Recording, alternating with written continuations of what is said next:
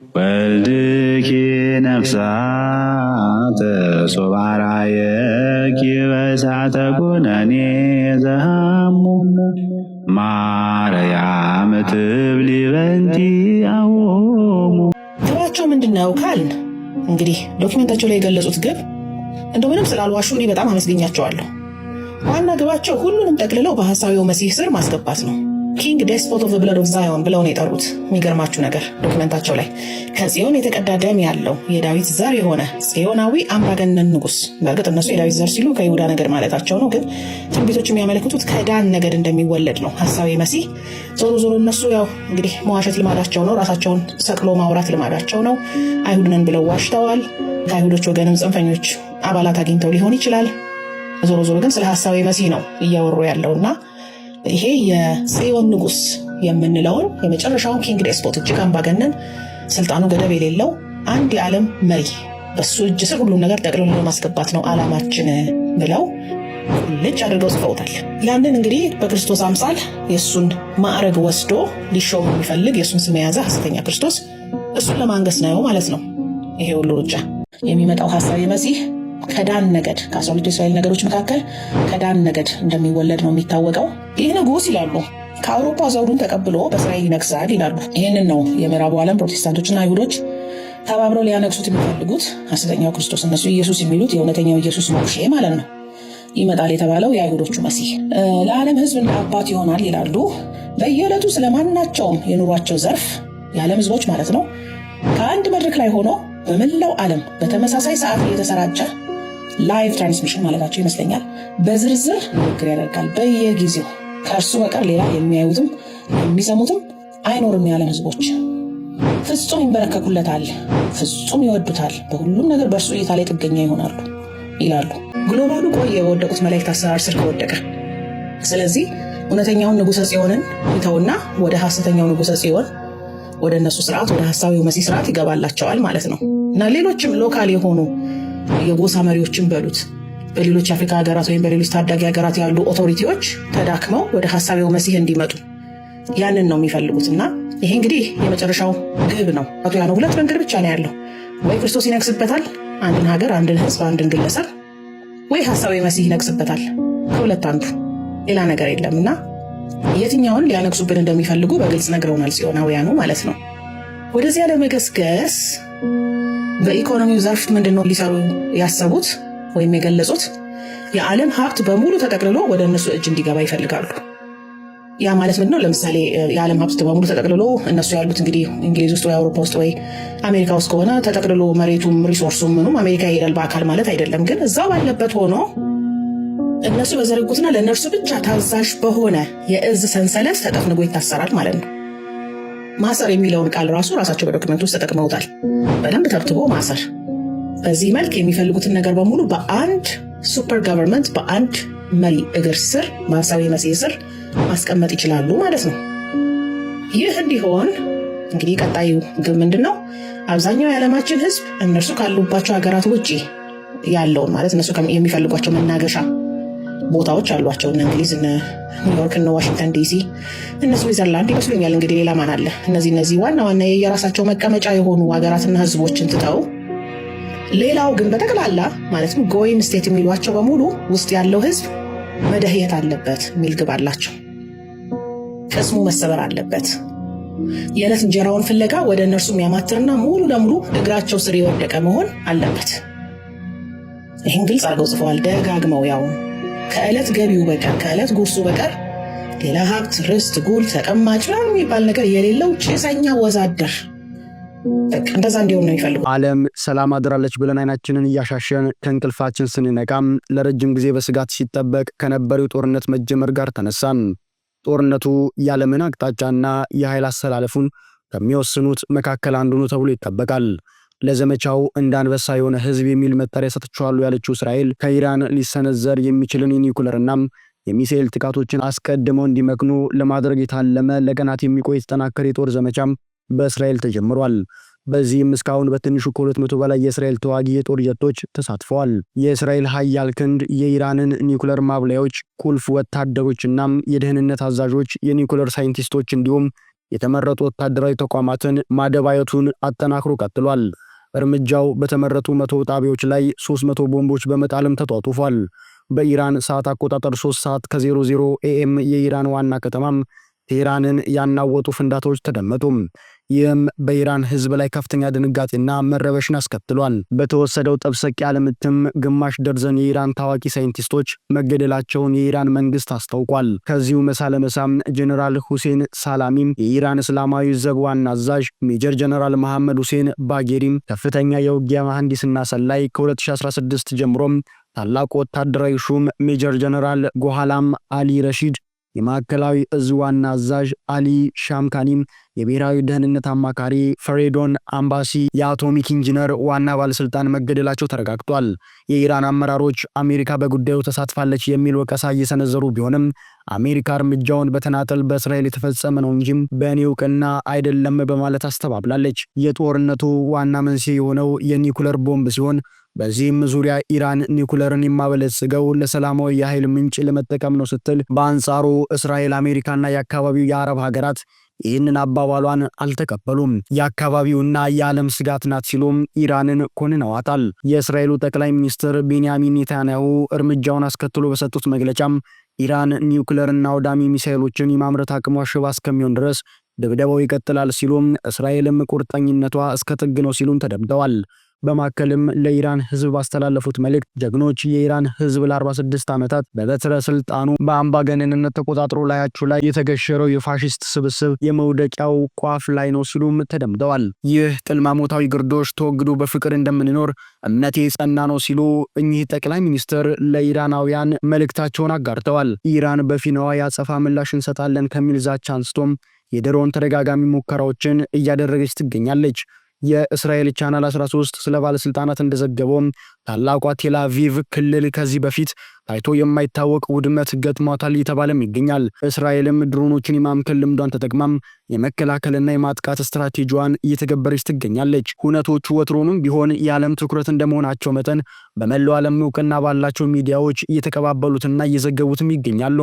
የአሜሪካው ፕሬዝዳንት ዶናልድ ትራምፕ በበኩላቸው ለሰላም አሁንም አልረፈደም በማለት መልእክታቸውን አስተላልፈዋል። በተረጋገጠ ዘገባም እርምጃው 80 ያክል ሲቪሎችና 20 ያክል የኢራን ጦር አበጋዞችና አባላት ህይወት እንደተከተፈም እየተዘገበ ይገኛል። የእስራኤል የትኩረት ኢላማዎችም የሚሳኤል ማስወንጨፊያ ጣቢያዎችም በተለይ ፎርዶ የሚገኘው የኒኩለር ማበልጸጊያም ጣቢያ እንደሆነ ተገልጿል። የሆነ ሆኖ ግን በዚህ ከባድ ጦርነት ምክንያት ዓለም እንደተፈራው ትበጠበጥ ይሆን ወይንስ ሌላም?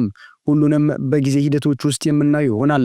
የእስራኤል ታሪክ መንፈሳዊ ታሪክ መኖራቸውም መሰደዳቸውም ዳግም መሰብሰባቸውም አሁን ያሉበት ሁኔታ የነገ ሁኔታቸው በሙሉ በመጽሐፍ ቅዱስ ላይ ተጽፏል። አምነውም ሳያምኑም ገብቷቸውም ሳይገቡ እግዚአብሔር ባስቀመጠላቸው ሮድማፕ ላይ ነው የሚሄዱት እና በመጨረሻ ይሄ የሚቀበሉት ንጉሥ ምንድን ነው ካልከኝ እስራኤላውያን ኢየሱስ ክርስቶስን ዓለም የተቀበለችውን ኢየሱስ ክርስቶስ አይቀበሉ። ለምን? በዛ ሀገር ዜጋ ስለነበረ ስለሚያውቀው፣ ማርያምን ስለሚያውቋት፣ ዮሴፍን ስለሚያውቁት፣ ኢየሱስን እንደ አንድ ነዋሪ ስለሚያውቁት በድንገት እንግዲህ እሱ መምህር ነኝ ቀጥሎም ደግሞ አምላክ ነኝ መሲህ ነኝ ሲላቸው ይሄ ነገር አስቆጥቷቸው ነው የሰቀሉት የሞት እርምጃ ያደረጉበት ምክንያት እና እስካሁን እስራኤላውያን ኢየሱስን አይቀበሉም። ግን በዛው ልክ ምን ይጠብቃሉ? በትንቢታቸው ውስጥ ከቤተልሔም የሚነሳ ንጉሥ እንዳለ ይጠብቃሉ። ስለዚህ ይሄኛው መጨረሻው ዘመን የሚመጣው ንጉሥ የሚባለው ሰው በሚጠብቁ አጠባበቅ ዮሐንስ ላይ እንደሚናገረው በድንቅና በተአምራት በምልክት ስለሚመጣ ይቀበሉታል እስራኤላውያኖች። ስለዚህ በዛን ጊዜ ለ3 ዓመት ተኩል መሲህ ነው ብለው ከተቀበሉት በኋላ ኢየሩሳሌም አሁን በቤተ መቅደሷን ለመስራት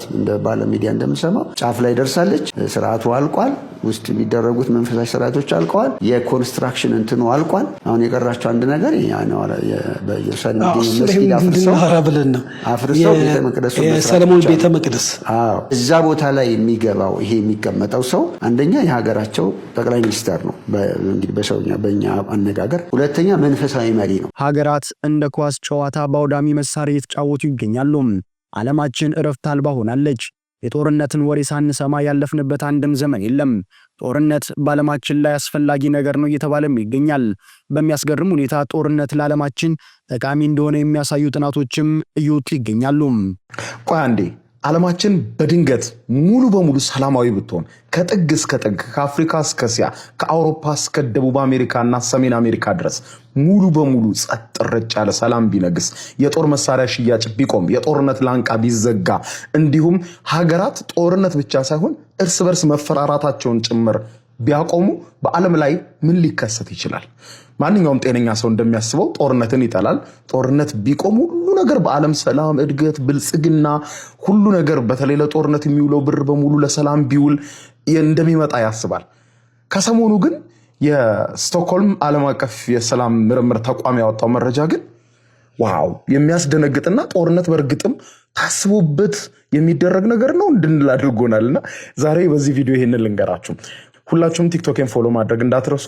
እንግዲህ ይህ የስቶክሆልም ዓለም አቀፍ የሰላም ምርምር ተቋም ያወጣው መረጃ እንደሚያሳየው ከሆነ ጦርነት ከዛሬ ጀምሮ ቢቆም ጦርነት ብቻ ሳይሆን የጦርነት ቴንሽን በራሱ ቢቆም ሀገራት መካከል ያለው መፈራራት የጦር መሳሪያ መግዛት ምናምን ቢቆም በዓለም ላይ እንደምታሰበው ሰላም ብቻ ሳይሆን የሚመጣው ከባድ የኢኮኖሚ ድቀት ነው ሲል ያስቀምጠዋል። ዓለም በሙሉ ሰላም ብትሆን ብዙ የሚከስሩ ገበያቸውን ሙሉ በሙሉና በከፊል የሚያጡ በጣም በርካታ የሥራ ዕድሎች በዓለም ላይ እንዴት እንደሚንኮታኮቱ እንዴት በሚሊዮን የሚቆጠር ገንዘብ ለብክነት እንደሚዳረግ አመልክቶ ያወጣው ምርምር ላይ እንደሚያሳየው በዓለም ላይ እንግዲህ ከ2 ትሪሊዮን ዶላር በላይ በአመት ኢንቨስት ይደረግበታል የጦርነት ኢንዱስትሪ ወይም የጦር ኢንዱስትሪ በአጠቃላይ መሳሪያ ለማምረት ለጦርነት ለምናምን የሚውለው ብር ማለት ነው።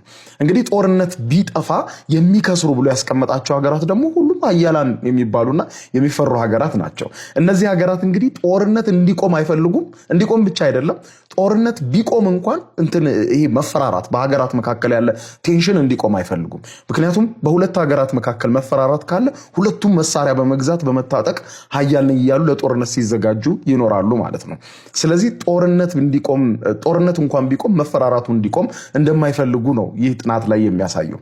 ከዚህ ጋር እንግዲህ የሚጠቀሱ ሀገራትን በቀዳሚነት ዩናይትድ ስቴትስ ኦፍ አሜሪካን ያነሳል። አሜሪካ በዓለም የመሳሪያ ሽያጭ 42% ትሸፍናለች። ኦልሞስት ግማሽ በሉት 42% ትሸፍናለች።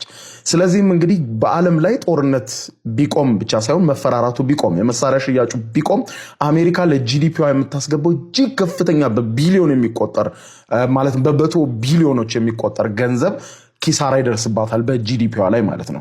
እዚህም ባሻገር ደግሞ ከመሳሪያ ሽያጭ ጋር በቀጥታም ሆነ በተዘዋዋሪ የሚገናኙ በሚሊዮን የሚቆጠሩ የሥራ ዕድል ይጠፋል ማለት ነው። እንግዲህ የጦር መሳሪያ ምርት ስንል ለጦር መሳሪያ የሚያገለግለውን ግብአት ቆፍሮ ከማውጣት ዲዛይን ከማድረግ ከመገጣጠም ከማምረት ከማድረስ የሎጂስቲክስ ጋር ተያይዞ እነዚህ አምራቾቹን ከመመገብ ጋር የተያዘ በቀጥታና በተዘዋዋሪ ከ2 ሚሊዮን በላይ የሚሆኑ የሥራ ዕድሎች ሙሉ በሙሉ ኦቨርናይት ይጠፋሉ ማለት ነው።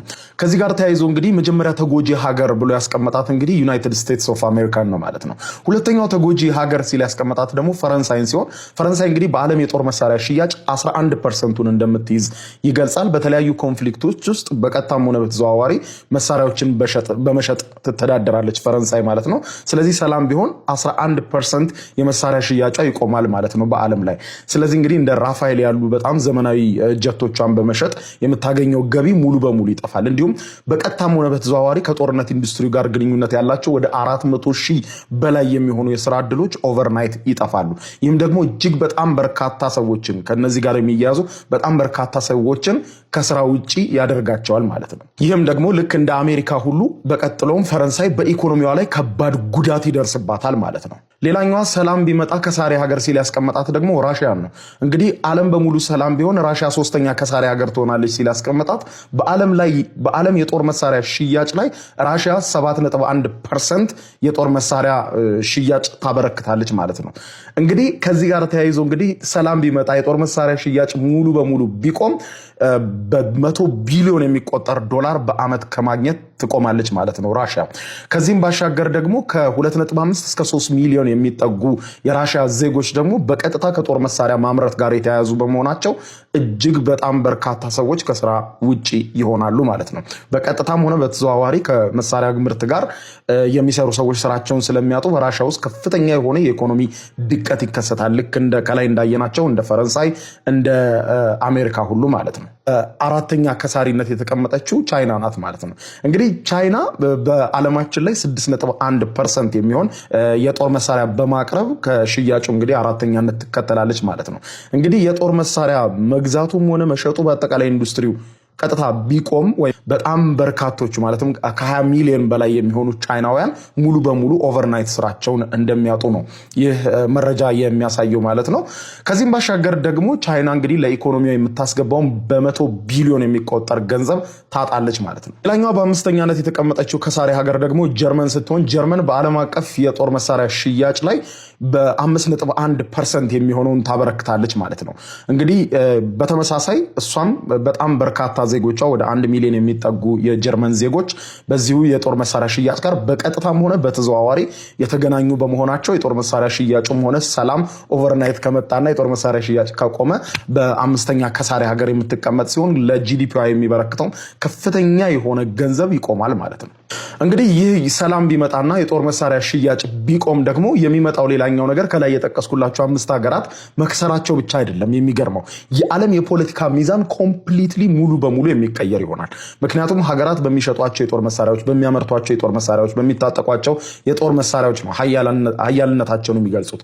ከዚያ በኋላም እከሌ ሀያል ነው ከሌላ የዲፕሎማሲ ጫና ማሳደር ይችላል የሚለው ነገር ኮምፕሊትሊ ሙሉ በሙሉ ስለሚጠፋ የዓለም የፖለቲካ ሚዛን በራሱ አውቶማቲካሊ ሙሉ በሙሉ ይቀየራል። ዓለም አሁን ካላት መልክ የተለየ መልክ ወይም የተለየ ገጽታ ይኖራታል ማለት ነው። እንግዲህ የጦር መሳሪያ ሽያጩ ቢቆም፣ ነገር ግን ተያይዞ ደግሞ እንደ ጂፒኤስ ያሉ የመሳሰሉት ከመከላከያ ዘርፍ ጋር የተያያዙ የተለያዩ ሳይንሳዊ ምርምሮችም አብዛኞቹ ይገታሉ። ምክንያቱም የሳይንስ ምርምሩ አብዛኛው ተመጋጋቢ የሚሆነው ከዚህ ከጦር መሳሪያ ሽያጭ ወይም ደግሞ ከጦር ኢንዱስትሪው ጋር በመሆኑ የጦር ኢንዱስትሪው ከቆመ አውቶማቲካሊ ተያይዘው የሚቆሙ በጣም በርካታ ነገሮች አሉ ማለት ነው።